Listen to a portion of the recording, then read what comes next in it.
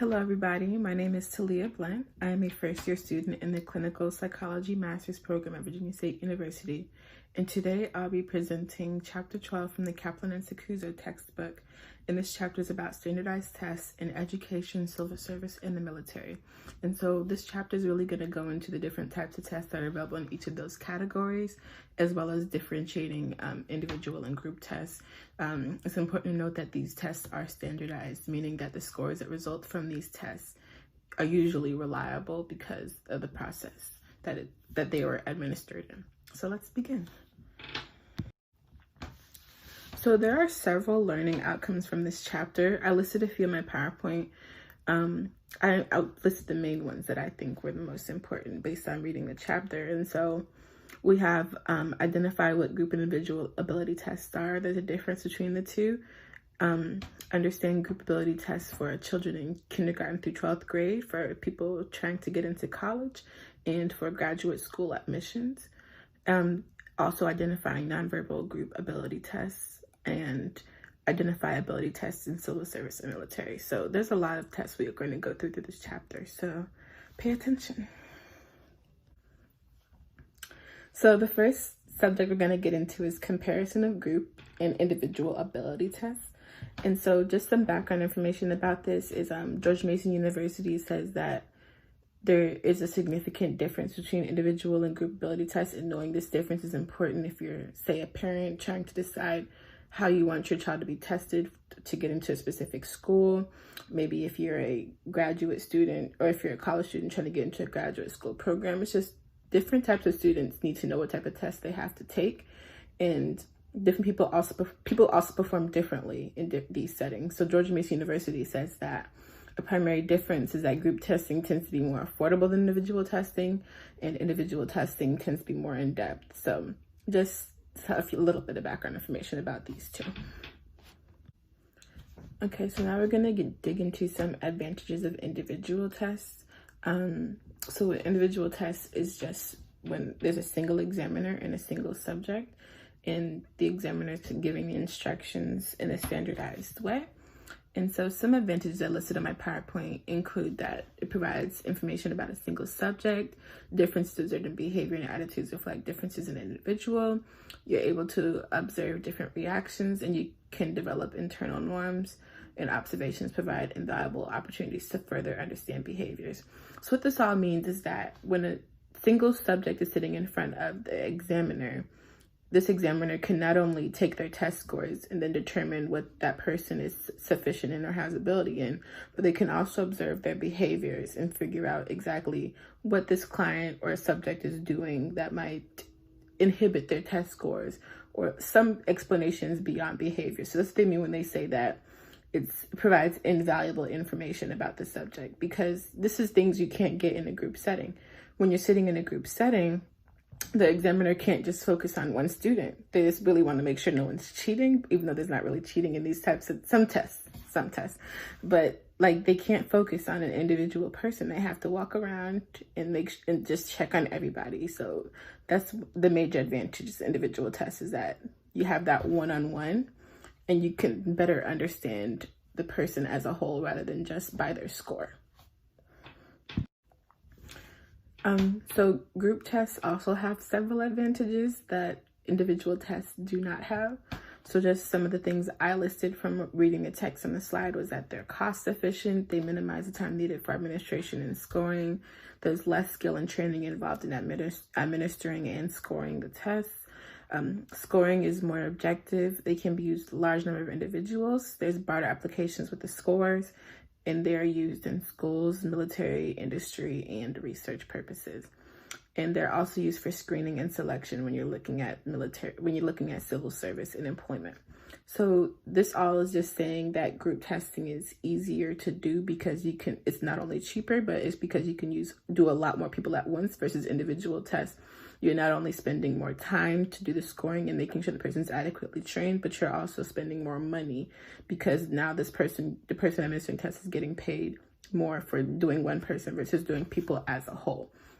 And so what happens is that these scores, they're more objective because you're only scoring what's what the person answered on the sheet and not what they're actually, like what you think they deserve based on observing their behaviors. So on the previous slide, I listed, I put an image up of some of the advantages and disadvantages of group tests and individual tests, and that was a comparison on this slide. There's also another image comparing the two as well. So it's important to know the difference between the two when you're deciding on picking a test, which you want to take. And yeah. So the next subject we're going to go into is an overview of group tests. So this is going to talk about characteristics of group tests, how to select them, things like that. It's just some background information from a website called Testing Mom. This website provides a lot of information about tests if you're trying to understand what the scores are and things like that, different aspects of tests. But this website called Testing Mom says that group tests are typically more used in the education system, in that they're used to screen children for gifted programs, but also for academic achievement and abilities. And so you want to understand that group tests, they have a significant place in education systems, but they're not only in education systems, because we also have individual tests when you screen for things like dyslexia in children that you need to pay attention to. These individual tests are important, but right now we're going to discuss group tests, so keep up. Okay, so some characteristics of group tests include that they can either be in paper pencil or booklet in pencil format. They can also be computerized. Actually, as we move towards the future, more are leaning towards more computerized methods, just because it's quicker, it's easier, and we're saving the earth, so less resources like paper. There also can be multiple choice or free response. They outnumber individual tests. They vary by being verbal, nonverbal, or a combination of the two. Many group tests group items by type or in some systematic order, and scores can be converted into percentiles and standard scores. So this definition of characteristics of group tests is very broad. When I say very broad, I mean that there's a lot of different types of group tests that there can be. So let's keep going. So the next section is how to select a group test. And so what you really want to do when you're selecting a group test is you want to make sure that it's well documented and psychometrically sound. And you also might want to give priority to tests that are used more often. And so this is just saying that when you're picking a test, you want to make sure that it's a test that everyone knows about, so people don't question its validity or reliability. And there's a lot of tests to choose from. However, they're not all psychometrically sound or well documented. So you definitely want to use the ones that people won't question your results when you use them. So the book also lists some tips about how, when you're using a group test, what you want to be careful of. And so just an overall understanding is that just because a group test may be psychometrically sound or has been widely used does not mean that it's an absolute about a person. You want to heed caution and ensure that you're using one that is well known, has good ability and reliability, but you also want to make sure that you never use the results that you gain from a person as an absolute. So the first tip is that you use results with caution. So yeah, don't view the results as an absolute about a person. What you want to do is when you get the test score from this group test, you want to use it in conjunction with other information you know about the person, so you get an overall picture. Don't use the results from the group test as an overall picture of the person. Like, this is an example in college when you're applying for grad school or even undergraduate school. The schools look at your GPA as well as recommendation letters and your SAT scores. They don't just look at your SAT score and decide whether you can get in or not, you gotta look at the whole person. So you wanna be especially suspicious of low scores. So this is just bearing in mind that different ethnic groups suffer from test anxiety more than other ethnic groups, specifically African Americans. So just be suspicious of low scores, and people try their hardest to do something and end up falling flat of that. So you wanna consider wide discrepancies as a warning signal. So if someone does really well in an area and really bad in the area, you might want to think about, okay, maybe there's something going on. Maybe the person didn't understand what they were supposed to do. Maybe I should go back and ask them about this. Don't just take it as an absolute that says, oh, well, this person can't read, but they can do math. Don't do that. And also, when you're in doubt, refer to other professionals. Don't just be in doubt and just use that answer anyway. You want to refer to other professionals and see if they also can come to the same conclusions as you based on the data you obtained from that test. And so, yeah. Okay, so now we're going to talk about group tests in schools. And so group tests are really widely used in schools. They use them to assess aptitude as well as achievement. We'll discuss that more in the next slide. But if you've been to grade school, you've probably taken a test. And so you understand the importance of group standardized tests and how it affects your education as well as your grade for a specific subject or a course. So the main types of tests taken in grade school are achievement tests and aptitude tests. And so just understand the difference between that is that achievement tests, they assess what a person has learned in a specific course of instruction. The goal of achievement tests is to measure students' knowledge at the end of the course, and validity for these are determined by content-related evidence, whereas an aptitude test, it evaluates the student's potential for learning in specific areas. They evaluate a wide range of experiences and rely heavily on criterion-oriented evidence for validity. So an achievement test is like your math tests, your social studies tests, your science tests, things like that. They understand what you learned over that course or specific subject. Whereas aptitude tests, we're looking at tests that get you into the gifted program, different tests that put you in different places. And so the main difference is that one projects how you can do and one projects what you know and what you've done. So there you go. I also included an image comparing the two from the textbook. So the textbook lists two different group achievement tests that I use primarily in grade school, K through 12. So the first one is the Stanford Achievement Test, also called the SAT-10. So that means that it's in its 10th edition. It's well-known in its criterion reference, and it evaluates achievement in children kindergarten through 12th grade for their spelling, reading comprehension, word study skills, language arts, social studies, science, mathematics, and listening comprehension skills. The Metropolitan Achievement Test, also known as the MAT-8, it's in its 8th edition. It's well standardized and psychometrically sound. It measures achievement in reading by evaluating vocabulary, word recognition, and reading comprehension.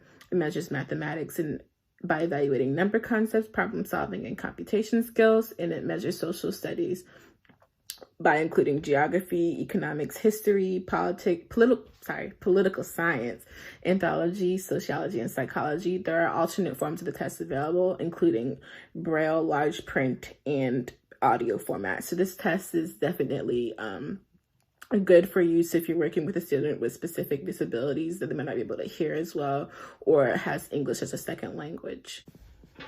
Okay, so the next section we're going to get into is group tests of mental abilities. This just means intelligence tests.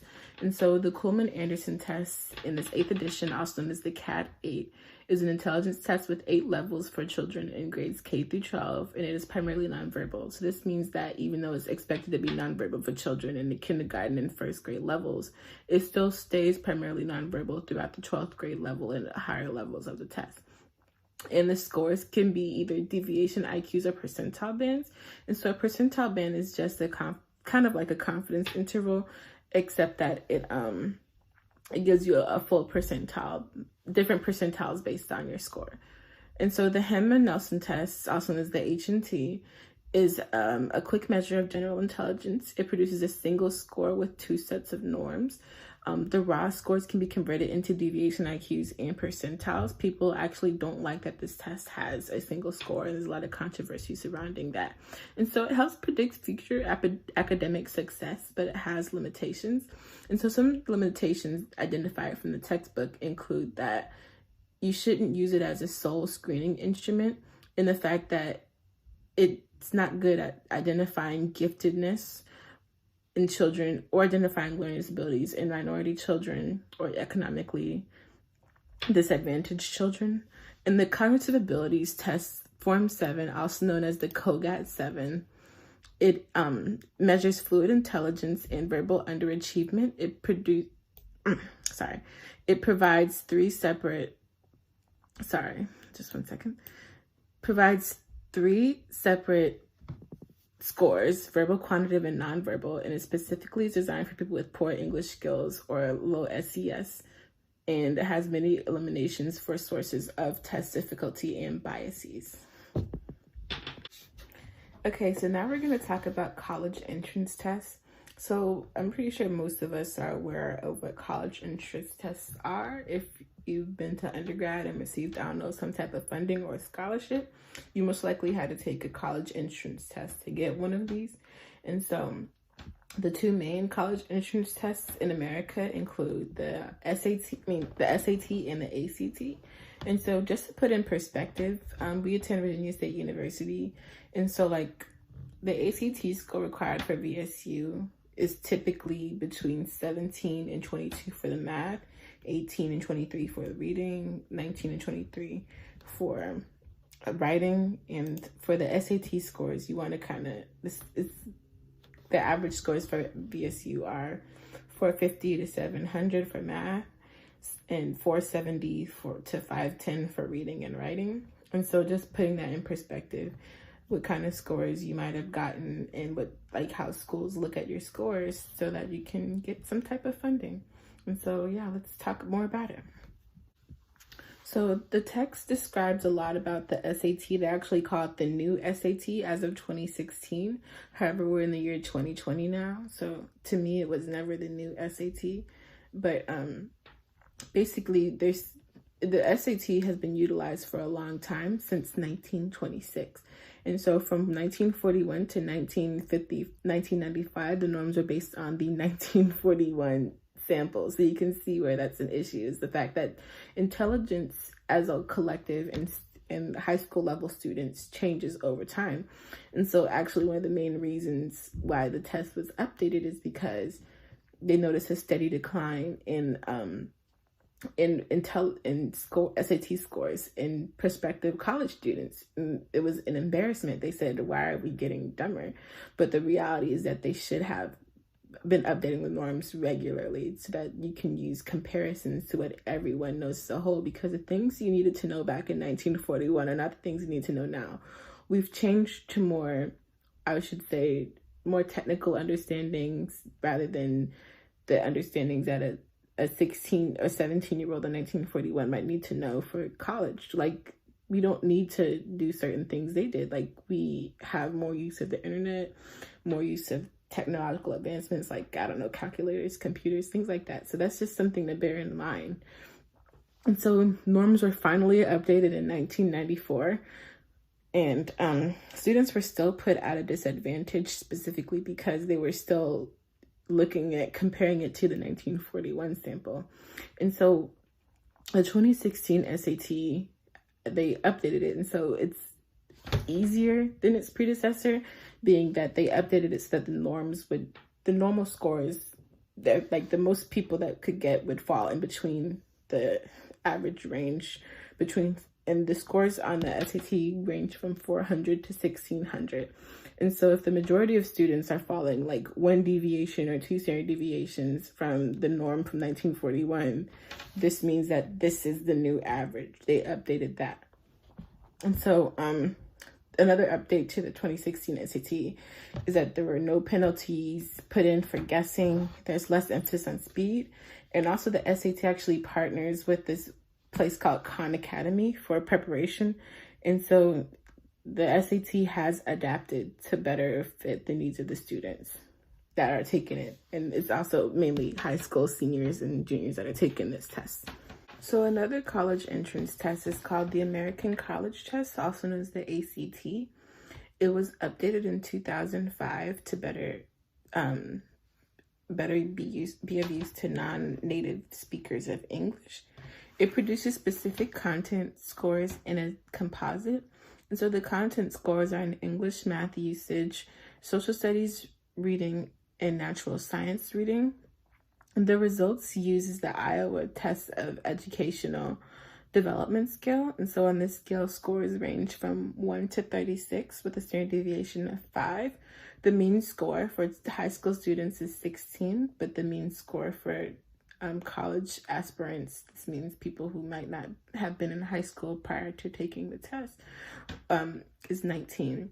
And so similarly to the SAT, this can predict college GPA as well as success in college. So yeah, it's highly correlated with the SAT, and people don't take the SAT and the ACT because they really measure the same thing. So you take one or the other, but they're both useful in predicting ability in college, and schools look at either one. But be sure to check. Okay, so the next topic we're going to get into is graduate and professional school entrance exams. And so some of these exams include the GRE, the Miller Analogies Test, the LSAT. One the book doesn't really talk about is the MCAT. So the MCAT is really just the admissions test for medical school. The LSAT is for law school, GRE is for grad school in general, and so is the Miller Analogies Test. So just to put some things in perspective, at VSU, the GRE minimum requirement score for the verbal section is 153, and the quantitative is 144. So we'll discuss more about the verbal and quantitative aspects of the GRE further into the assessment. But just to put in perspective, according to ETS, the site that actually gives out the GRE scores, that actually administers the GRE, basically they talk about that the GRE scores, they vary each year. So the group determines the normal for that year. So it's normal for GRE requirements to change over time for different institutions at which you attend or want to apply to. And so bearing that in mind, some years the average GRE score could be lower than other people's, and that's okay as long as you fall somewhere within that. So with me, I took the GRE one time.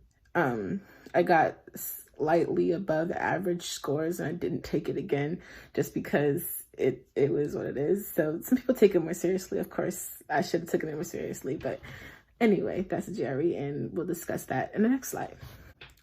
So the Graduate Record Examination Aptitude Test, also known as the GRE, measures general scholastic ability and reflects the level of thinking required in graduate school. So this is used in conjunction with GPA, letters of recommendation, and other academic factors. So like I said earlier at the beginning of the presentation, when I said that group tests should not be used as a singular reflection of a person's abilities, you want to take into account the different aspects of a person's academic ability, including letters of recommendation and their GPA. And so there are 3 sections of the GRE: the GRE-V, GRE-Q, and GRE-A. The GRE-V is the verbal section, the GRE-Q is the quantitative section, and the GRE-A is the analytical reasoning section. So some schools require you to take all 3 sections. Some require just one, some require some mixture of the 2. So you have to check with your school, double check on that. There also is an advanced section that's available in almost 20 majors, including psychology, history, and chemistry. And the GRE is typically is a general measure for all majors, not just specific to majors. The advanced section is for specific majors. So depending on your program, they might require you to take that specific GRE subtest. So the scores are on a 130 to 170 scoring scale. The normative sample is relatively small and actually has less psychometric adequacy than the SAT. The GRE scores are significantly correlated with higher grades in specific courses, degree completion, and sometimes GPA.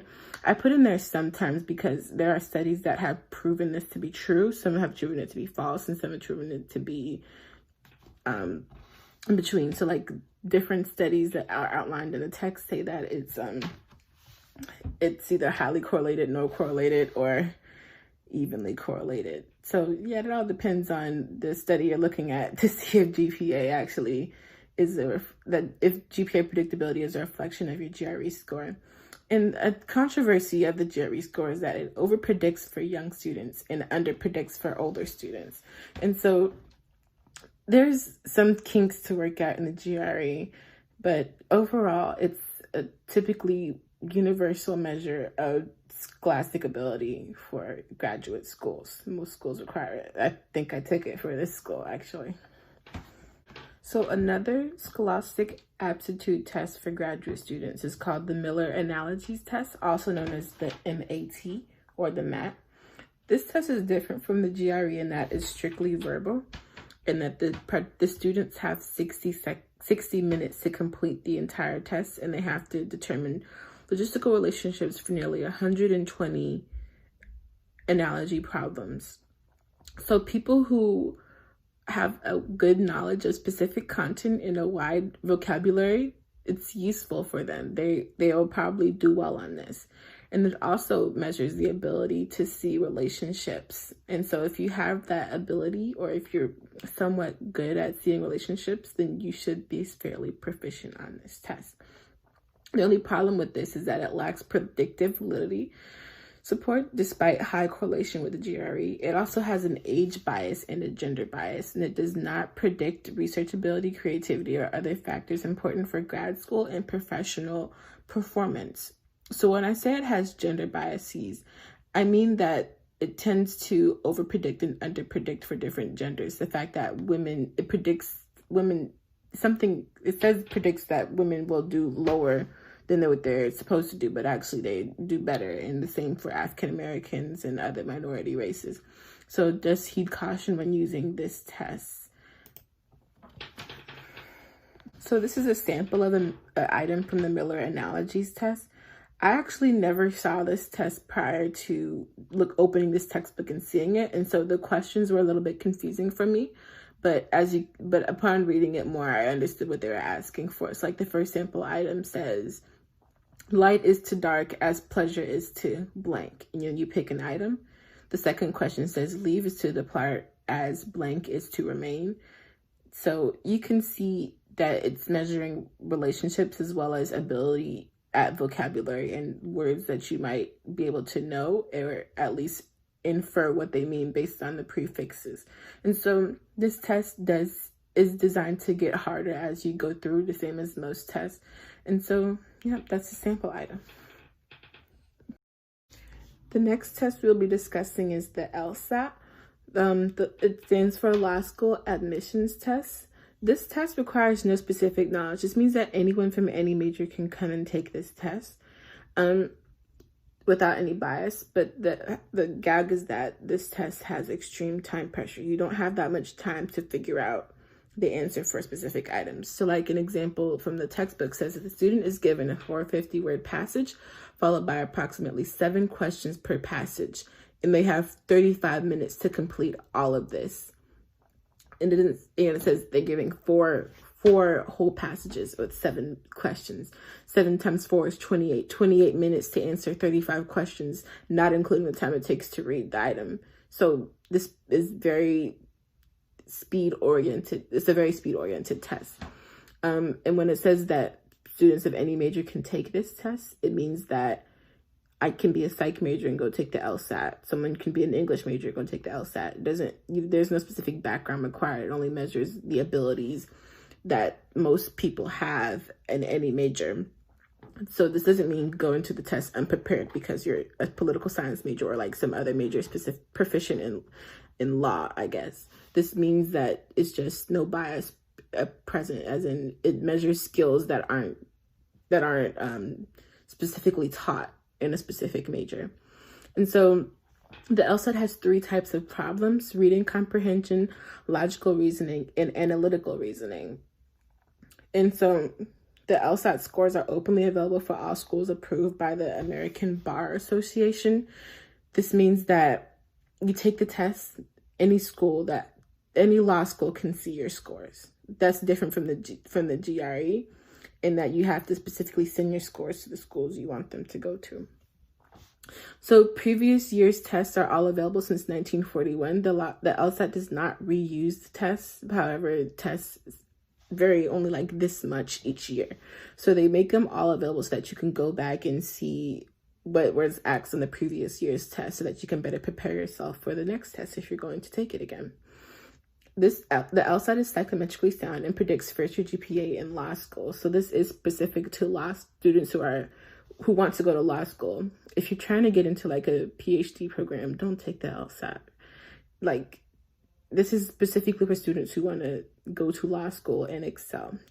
And the reason for this is that the reason for the LSAT is to see, if it's for law school, to see the person's ability at succeeding in law school. Like, if there was no LSAT, then they wouldn't be able to tell how a person would perform in law school, since the law is not an undergraduate major, at least at my undergraduate institution. Some controversy over the LSAT is that the questions favor whites over blacks, yet the success in law school actually favors minorities and women. So they recognize that this gap is present. And so the way they did it is that the questions favor white people over black people. So they decided to put more funding at the actual law school to minority students. This means that they'll be successful because there's no money going to them. So they're still trying to work out that disconnect between the two, and the fact that, like I said earlier, African Americans do have a higher percentage of test anxiety. So bearing that in mind is something worth chewing over and understanding that, because they still don't understand. So this is a sample item from the LSAT. I won't read it to you. The correct answer is D if you want to read it yourself, but this is just what you want to look for and what you should expect to see on this examination. Okay, so now we're going to discuss nonverbal group ability tests. And so just some background information about this topic is that the Florida Department of Education says that nonverbal intellectual assessment is a process of assessing the construct of intelligence without placing repetitive or expressive language demands on either the examinee or the examiner. And they also provide data actually on the benefits of nonverbal tests of intelligence. This includes the fact that there's a high percentage of African American students receiving exceptional education services under the category of being mentally handicapped. And in fact, this is in the state of Florida, and in fact, national data suggests that the risk for an African American student to be classified as mildly mentally handicapped is more than twice the rate of Caucasian students. And the fact of the matter is that nonverbal group ability tests kind of get rid of that barrier of economic, cultural, or language communication issues that might inhibit a person's intelligence score. So this is the reason why Caucasian students perform higher on ability tests, is because they might have a widened range of vocabulary that poor students might not have, because they're experiencing a different type of language or not surrounded by people who have a higher vocabulary, or people who don't speak English. Like, not being able to speak English should not determine your intellectual ability. And so a nonverbal group ability test just kind of says, okay, what if we take speaking or language out of the equation? How would this person perform then? And so some of the nonverbal group ability tests that's listed in this section include the Raven's progressive matrices, the Goodenough Harris drawing test, the Culture for Intelligence test, the standardized tests in the U.S. civil service system called the GATB, and the ASVAB. So we'll talk more in depth of those throughout the rest of this presentation. And so yeah, just bear in mind that intelligence should not be defined based on a person's ability to understand the English language. So the first nonverbal test we're going to talk about is Raven's progressive matrices, also known as the RPM. It's used primarily in education systems. However, its original development was actually for use in the military. And so it has undergone several changes over time to better adapt to educational platforms instead of military platforms. So it's a suitable test for an estimate of general intelligence for people between the ages of 5 to elderly age. You can decide that for yourselves. I won't put a number on that elderly. People can be administered this test without the use of language. So like I was saying on the last slide, is that when you take out the factor of language, how can you determine a person's intelligence? And we see that with this. There are 60 matrices that vary in difficulty, and each contain a logical pattern or design with a missing part. The task of the person is to complete this missing part, and they have to fill it in using either their logical or analytical reasoning, and it's no words at all on this test. So the next slide, I'll show you a sample item just to kind of get you to understand what they're asking for. It can be used with or without a time limit. If you want to use it with a time limit, then you're starting to measure the rate at which a person can complete the assignment. But It all depends on who's taking the test and what the requirements for it, or who's administering the test and the requirements for it. So actually, a fun fact about the Raven's progressive matrices is that brain scans and imaging prove that it is a good measure of fluid intelligence. And actually, specifically, good performance is reflected when there's increased activity in the anterior cingulated cortex and in the cerebellum. And so we see that when the imaging happens, they actually image people's brains as they were taking tests. And so we see which areas were active, and we see which parts of the brain are active in specific areas that require nonverbal reasoning. And so that's interesting to me. That was a fun fact. And this minimizes the effects of language and culture. So yeah, it just measures specifically, can a person do something, and not me having to explain it in English to them. So, yeah. So this slide shows a sample from Ravens. They don't release that many samples because if you're overexposed to it, then you'll know how to answer. And so this one, kind of, you can see what they're asking for. They're asking you to select the image from the bottom that best completes the picture. So the first sample, I would pick number 2 to best complete the picture, just because it's the only one with small space between polka dots. And the second item, I would pick item 6 to complete the picture. So you can kind of see why, and you can see what they're measuring when someone is taking this test. Another nonverbal intelligence test is the Goodenough-Harris drawing test, also known as the GHDT. So this test can either be administered in a group or individually. It's quick, easy, and inexpensive. So the task of the subject is to draw a picture of a whole man and do the best job possible. So what the test administrator is looking for is the detail. How much detail did they put into this drawing of the man that you asked for? And so scores are given, a point is given each time the person meets the criteria listed as what you're looking for from the manual. So there's a total of 70 points possible. And it was standardized in 1926 and 1963. So the standardization is kind of wearing out. They probably need to do that again soon. And the scoring follows the principles of age differentiation. So you can determine mental age based on scores. However, the scores do plateau around 14 or 15-year-olds. And so, like, I would expect a kindergartner to maybe draw a sick person with like 2 ponytails, versus I would expect a 10-year-old to draw something with a little more detail. So you can see the mental age based on the score. So the score is given in point increments based on what the person drew and in each point. So like someone with points of like 16 or like 20, you can see what their mental age is. And so this test definitely works best with children because, like I said, it plateaus off after a certain age point where the children start drawing they start drawing the same thing an adult would draw. And this is used in conjunction with other sources of information. So you never, like I said, you never want to use a test as an absolute, but rather as a piece of information about a person so you can build a whole profile. The Culture Fair Intelligence Test is another nonverbal ability test that's designed to provide an estimate of intelligence relatively free of cultural and language influences.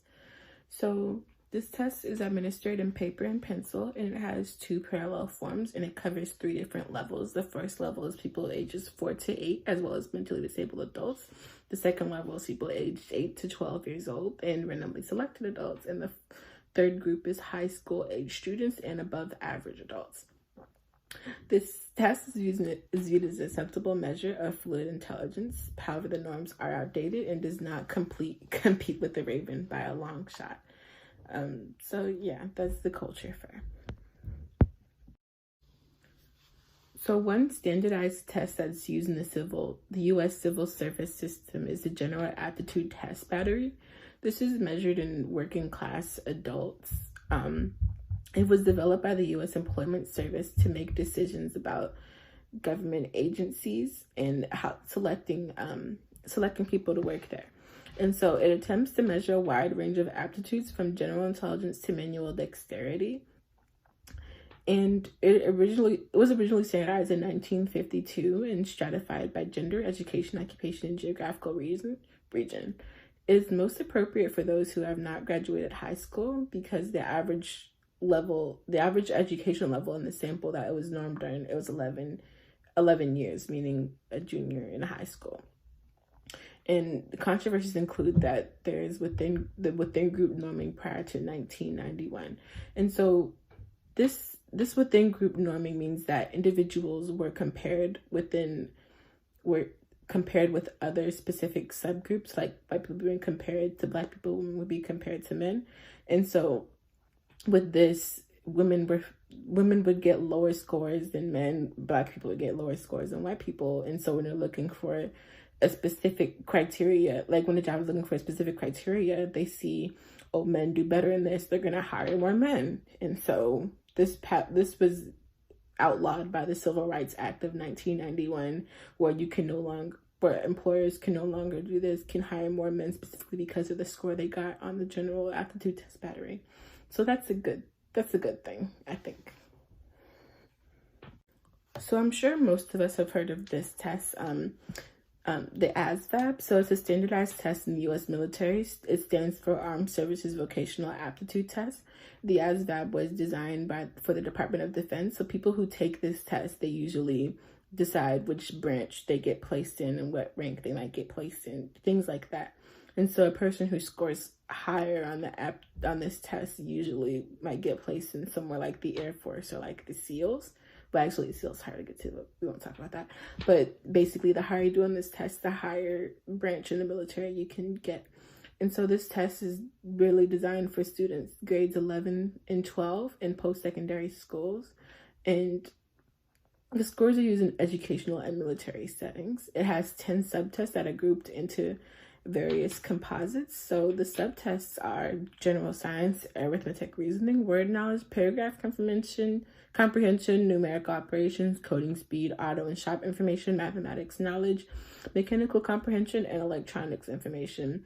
The composites are academic ability, verbal, and math, and there are 4 occupational composites, including mathematical and crafts, business and electrical, electronics and electrical, and health and social. And then there's an overall composite that reflects general ability. And so they're leaning more towards the computerized format because it allows adaptive testing. So this just means that the questions given to each person can be based on his or her unique ability. And so this cuts the testing time in half and it's less fatiguing. Basically, they won't ask you questions if you're not doing well. They'll just stop the test there and they'll keep asking you questions if you're doing well. Basically, it's formatted so that each person gets the optimal ability on the test. Okay, so just to make sure you all are paying attention, I compiled some review questions for you. So I'll read the question out loud. I'll give you about 10 seconds to answer, and then I'll give you the right answer and explain why it's the right answer. Okay, so question 1. Which of the following was not a graduate admissions test outlined in this presentation?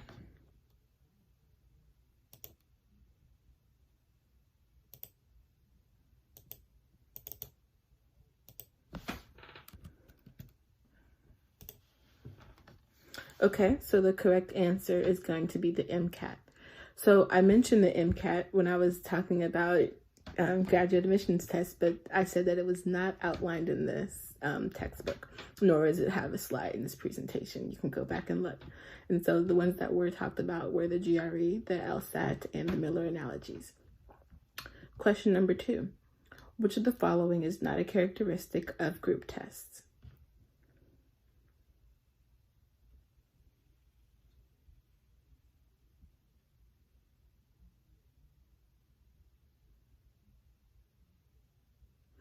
Okay, so the correct answer is going to be letter D. The test administrator is able to record the behavioral observations of the subject. This is incorrect. The reason why it's incorrect is because individual tests require a single administrator for a large group of test subjects, meaning that the administrator cannot possibly record the behavioral observations of, say, 50 or 60 test subjects. In some occasions they just can't do it. So the other ones were actually characteristics of group tests, including that they're cost efficient, many subjects tests at a time, and subjects record their own responses. Question 3. Nonverbal ability tests are used to ensure that people who speak a language other than English have a level playing field for assessing intelligence.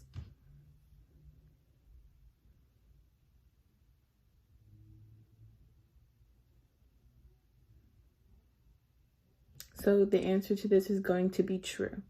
The reason why this is true is because nonverbal ability tests are able to measure intelligence of people who don't speak English, or people who may be at a cultural or economic disadvantage to be able to have a wider range of vocabulary. So nonverbal ability tests typically make it easier for people who are not speakers of English to have their intelligence measured without having the constriction of language barriers. Question 4. Which test requires examinees to select the image that best completes the whole?